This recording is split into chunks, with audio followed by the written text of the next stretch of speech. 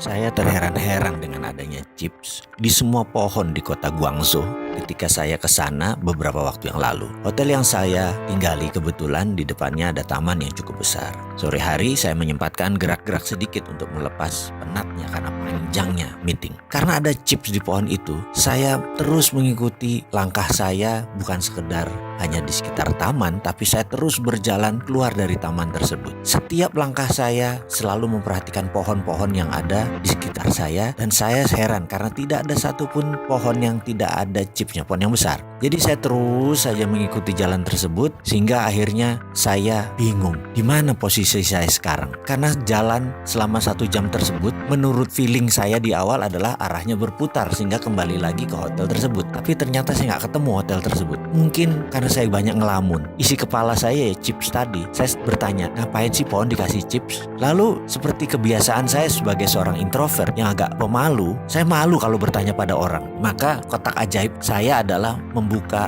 Google Map sebagai solusi mencari jalan kalau saya lagi lost kayak saat itu. Saya pencet Google Map, yang terjadi adalah dia cuma muter-muter roaming. Saya baru sadar bahwa ternyata Google itu dikendalikan di Cina. Emangnya seperti di Indonesia search engine asing yang berkuasa. Kalau di Cina ya produk mereka sendiri yang berkuasa. Jadi karena saya nggak punya Baidu Map, ya sudah, akhirnya saya terpaksa tanya orang. Saya pun memilih bertanya kepada seseorang yang duduk di tepi jalan lagi sambil menikmati udara sore yang sejuk. Penampilannya kasual, dan saya pun bertanya, "Excuse me, could you please guide me to my hotel, the St. Regis? I'm sorry, I'm kind of lost," saya bilang begitu. Dia menatap saya dan berkata, "Do you want to go from west side or from east side?" Saya terperanjat dengan bahasa Inggrisnya yang fasih, dan saya menjawab dengan cepat adalah, "Terserah, yang penting cepat," saya bilang begitu. Lalu dia menunjuk gedung putih yang agak jauh tepat di depan saya, di mana ternyata itu adalah sisi belakang hotel tersebut. Namun karena tertutup pohon yang besar, logonya tidak kelihatan. Saya mengucapkan terima kasih sambil memuji bahasa Inggrisnya yang fasih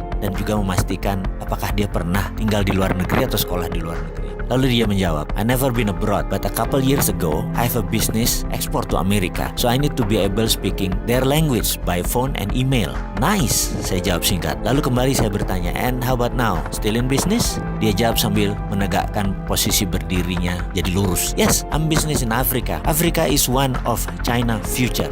Very good prospect there for China." Sambil mendengar perkataan tersebut, saya mengucapkan terima kasih yang dijawabnya dengan hanya lambaian tangan. Kepala saya bertambah 2 masalah sekarang. Chip di pohon dan Afrika akan menjadi next China. Kok jauh bener ya mereka itu mikirnya. Sementara Indonesia mikirnya politik dalam negeri yang cakar-cakaran terus. Kapan ke Afrikanya?